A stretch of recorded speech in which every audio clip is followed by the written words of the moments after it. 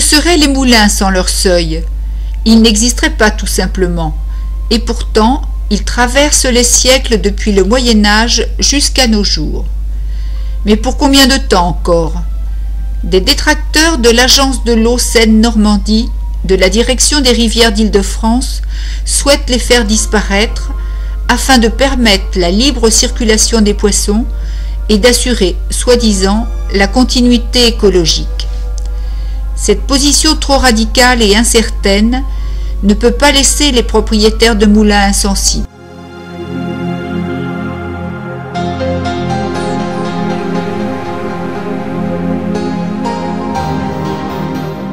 Ce schéma vous montre les différents ouvrages hydrauliques d'un moulin disposant d'un canal d'amener. Différents termes sont utilisés pour définir ces retenues d'eau: seuil, barrage, déversoir, digue ou chaussée qui permettaient entre autres de traverser la rivière.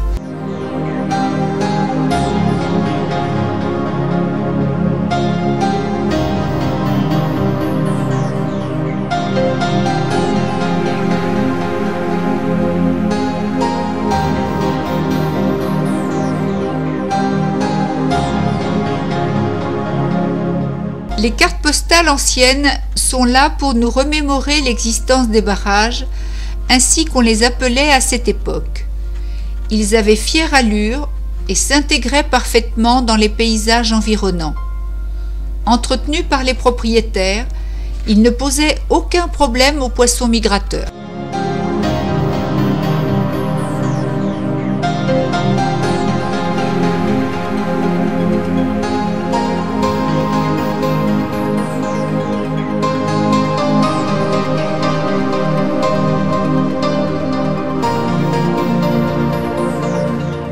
Le seuil est un ouvrage de faible dénivelé implanté en travers du lit d'une rivière. Il permet d'alimenter un canal d'amener, son objectif étant de relever la ligne d'eau. La configuration d'un seuil peut être rectiligne, incurvé ou en ligne brisée.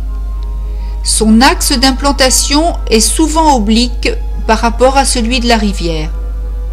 Cette position est justifiée par le tracé de la rivière ainsi que la localisation du moulin.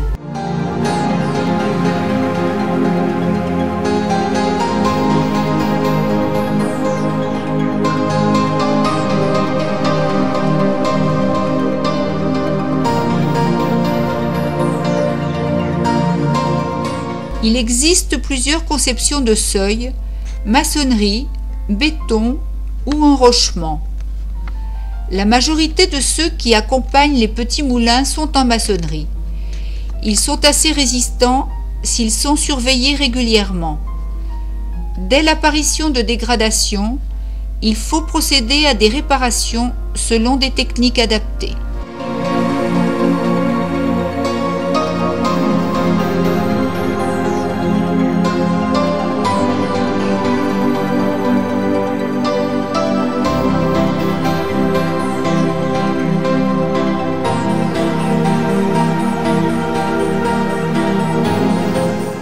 Quand on parle du travail du meunier, on pense habituellement au transport des sacs de blé et de farine.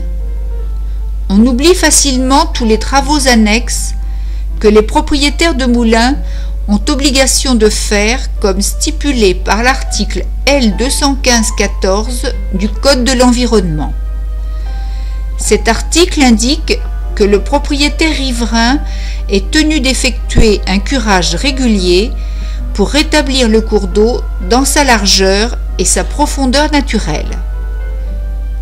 Il a également à sa charge l'entretien de la rive par élagage et récépage de la végétation arborée. Enfin, il doit procéder à l'enlèvement des embâcles et débris, flottants ou non, afin de maintenir l'écoulement naturel des eaux.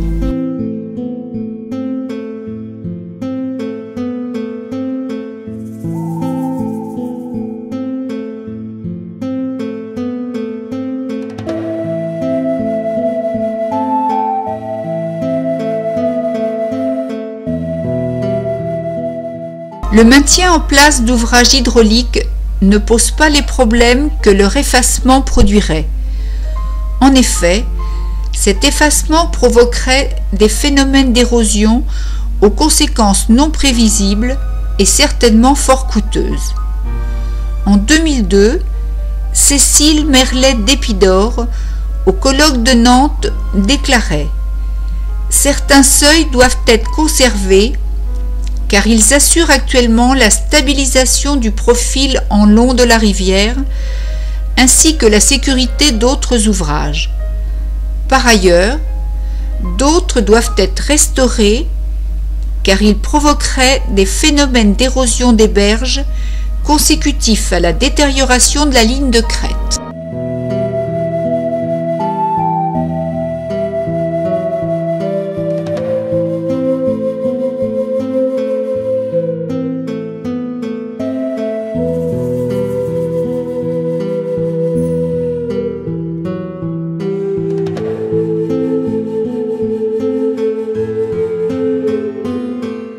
On peut également citer M. Marc Meurice, professeur à l'université Pierre et Marie Curie, qui affirme que le retour à l'état naturel d'origine, prôné par certains écologistes, est une erreur. L'état actuel des rivières résulte d'un équilibre qui a mis des décennies, voire des siècles, à s'établir suite aux travaux réalisés. La suppression des seuils entraînerait des modifications du faciès préjudiciables aux poissons pendant des années.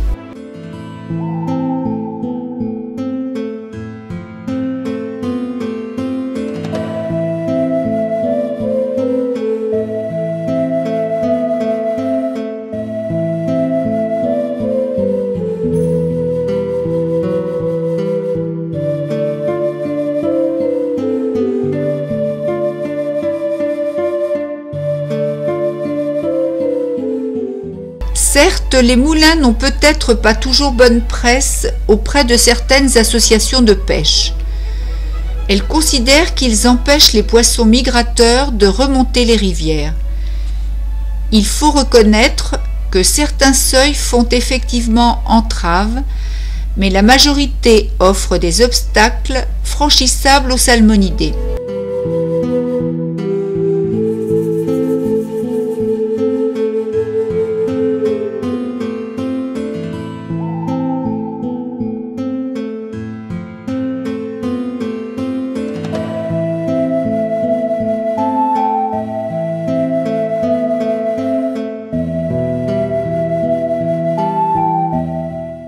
La diminution de la population piscicole est due principalement aux rejets agricoles, industriels, domestiques, urbains, pisciculture, installations défectueuses d'assainissement, etc.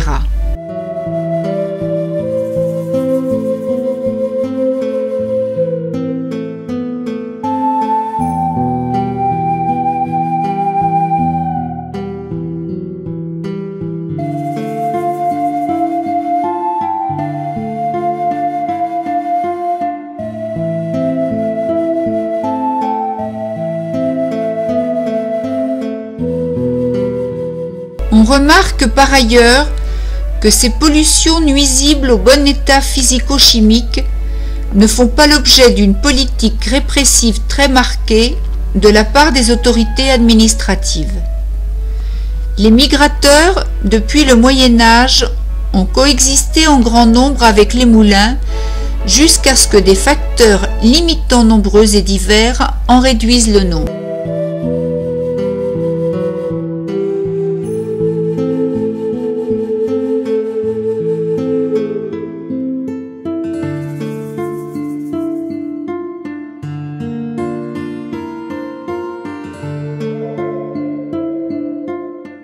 Toute suppression de seuil est susceptible de remettre en cause l'équilibre des cours d'eau en provoquant un brusque abaissement de la ligne d'eau ainsi qu'une augmentation de la vitesse d'écoulement de la rivière dont les conséquences seront néfastes pour les berges.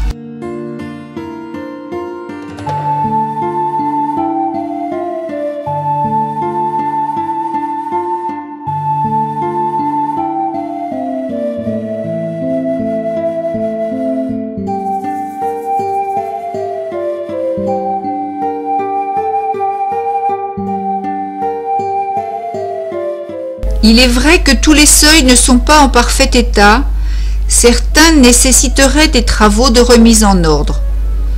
Toute destruction représenterait une action irréversible qui modifierait les droits antérieurement acquis.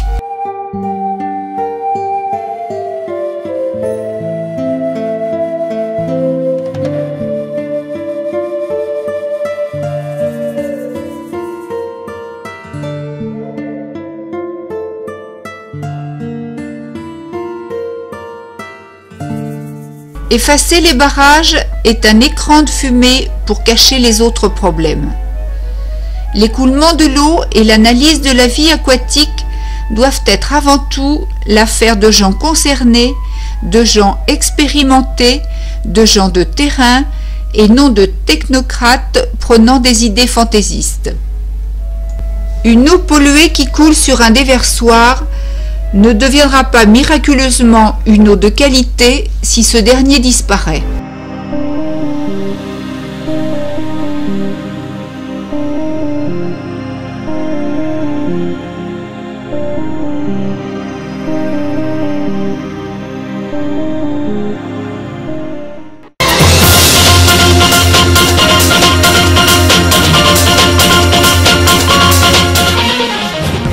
La commission géographique a organisé une réunion en novembre 2007 à laquelle participait un représentant de l'association des Amis des Moulins d'Île-de-France.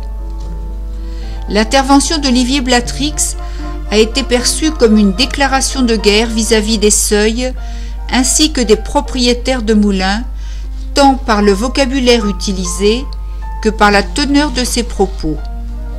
En effet, ce monsieur prône la destruction totale de tous les seuils, et surtout de manière expéditive.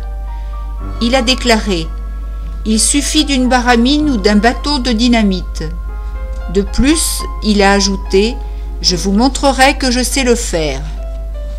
Il a terminé son exposé par ces propos « Il faut savoir employer la force et le terrorisme. Chaque chargé d'opération a ainsi choisi une opération phare sur chacun des bassins versants, comme l'indique le document qui vous a été remis. Il doit le mettre en œuvre, sinon cela se passera mal pour lui. Nous avons mis en place des équipes d'effaceurs. Nous considérons qu'il est inadmissible de tenir de tels propos devant une assemblée constituée d'experts sur un sujet aussi important que l'eau de nos rivières. Il est navrant de constater que l'assistance ait réagi par des applaudissements. Ce guerrier n'a pas sa place dans cette instance aussi sérieuse et dépendante de l'État. Nos voisins européens et nous-mêmes pouvons être inquiets sur la façon de résoudre les problèmes en France. Enfin, dans notre enfance, nos grands-parents prenaient plaisir à nous faire découvrir la pêche aux écrevisses. Monsieur Blatrix, que sont donc devenues les écrevisses ?